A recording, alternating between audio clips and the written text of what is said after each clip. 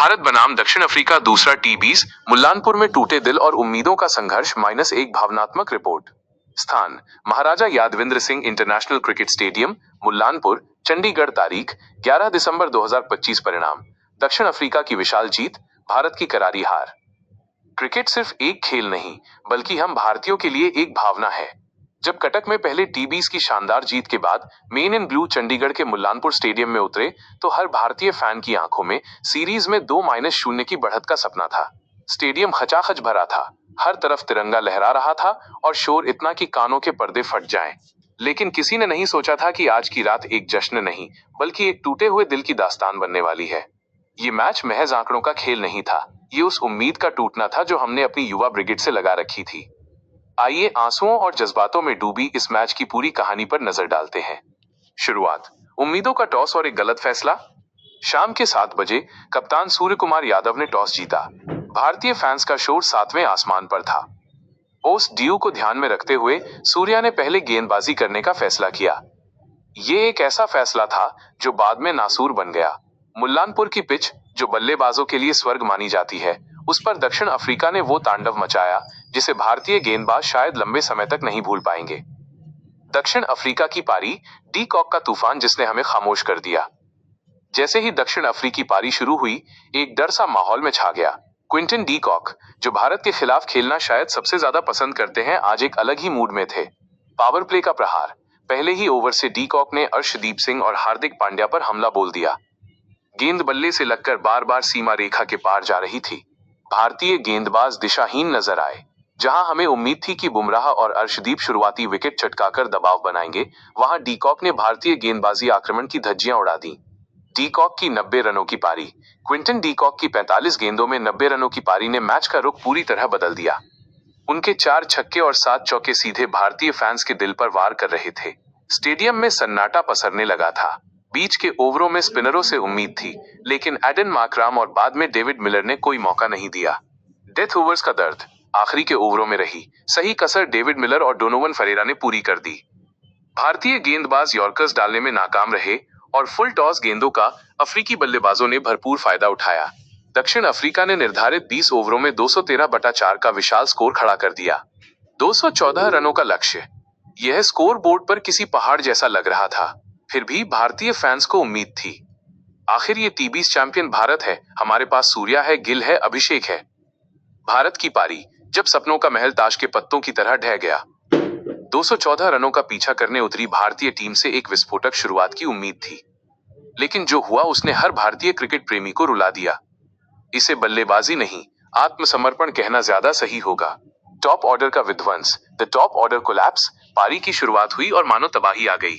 शुभमन गिल, जिनसे अपने घर चंडीगढ़ के पास बड़ी पारी की उम्मीद थी, वे एक बार फिर नाकाम रहे। मार्को जॉनसन की गेंद पर उनका विकेट गिरते ही स्टेडियम की सांसें थम गईं। अभिषेक शर्मा, युवा जोश, जो IPL में इसी मैदान पर चमकता था, आज फीका पड़ गया। वो बड़े शॉट के चक्कर में अपना विकेट गंवा बैठे। कप्तान सूर्या का फेल होना। सबसे बड़ा झटका तब लगा जब मिस्टर 360 सूर्य कुमार यादव भी सस्ते में पवेलियन लौट गए। महज 4 ओवर के अंदर भारत का टॉप ऑर्डर पवेलियन में था। स्कोरबोर्ड पर रन कम और विकेट ज्यादा दिख रहे थे। वो शोर, वो ढोल नगाड़े जो मैच की शुरुआत में बज रहे थे, अब एकदम खामोश हो चुके थे। मुल्लानपुर के स्टेडियम में ऐसा सन्नाटा था कि आप शायद एक सुई गिरने की आवाज भी सुन सकते थे। तिलक वर्मा, अंधेरे में एक अकेली उम्मीद की किरण। जब सब कुछ खत्म होता दिख रहा था, तब एक युवा खिलाड़ी ने हार नहीं मानी। तिलक वर्मा, बाएं हाथ का ये बल्लेबाज क्रीज पर डटा रहा। जब दूसरे छोर से विकेट पतझड़ की तरह गिर रहे थे, तिलक ने संघर्ष जारी रखा। उनकी 50 अर्धशतक इस मैच का एकमात्र सकारात्मक पहलू, पॉजिटिव थी। उन्होंने दिखाया कि जज्बा क्या होता है। उनके छक्के भारतीय फैंस को थोड़ी राहत दे रहे थे, लेकिन ये काफी नहीं था। अकेले तिलक कब तक लड़ते? हार्दिक पांड्या क्रीज पर आए।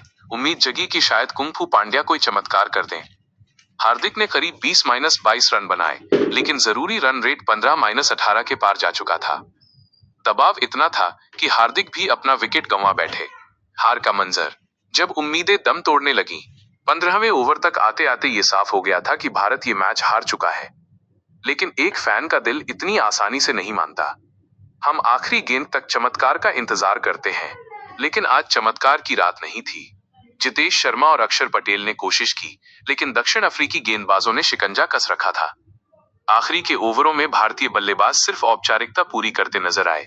हर डॉट बॉल के साथ टीवी स्क्रीन के सामने बैठे करोड़ों भारतीयों का चेहरा उतरता जा रहा था। अंत में भारत लक्ष्य से बहुत दूर रह गया। ये सिर्फ एक हार नहीं थी, ये एक करारी शिकस्त थी। दक्षिण अफ्रीका ने अपनी गेंदबाजी और बल्लेबाजी दोनों में भारत को पूरी तरह पछाड़ दिया था। भावनात्मक निष्कर्ष, दर्द, गुस्सा और वापसी की आस। मैच खत्म होने के बाद खिलाड़ियों के झुके हुए कंधे बता रहे थे कि वे भी कितने निराश हैं।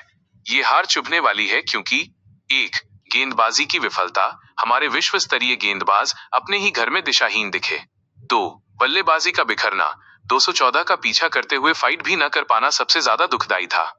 लेकिन क्रिकेट अनिश्चितताओं का खेल है। आज हम गिरे हैं, हमारा दिल टूटा है, आंखें नम हैं, सोशल मीडिया पर गुस्से का गुबार है, फैंस सवाल पूछ रहे हैं। लेकिन यही वो वक्त है जब टीम को हमारे समर्थन की सबसे ज्यादा जरूरत है। मुल्लानपुर की ये रात हमें लंबे समय तक याद रहेगी, एक बुरे सपने की तरह। दक्षिण अफ्रीका ने बता दिया कि उन्हें हल्के में नहीं लिया जा सकता। सीरीज अब 1-1 की बराबरी पे है। अगला कदम, अब नजरें अगले मैच पर हैं। क्या टीम इंडिया इस सदमे से उबर पाएगी? क्या हमारे शेर वापसी करेंगे? एक सच्चे भारतीय फैन के तौर पर दिल भले ही आज टूटा हो, लेकिन धड़कनें अब भी इंडिया इंडिया ही बोल रही हैं। हार कर जीतने वाले को ही बाजीगर कहते हैं, और हमें उम्मीद है कि अगले मैच में हमारे बाजीगर अपनी शान वापस लाएंगे।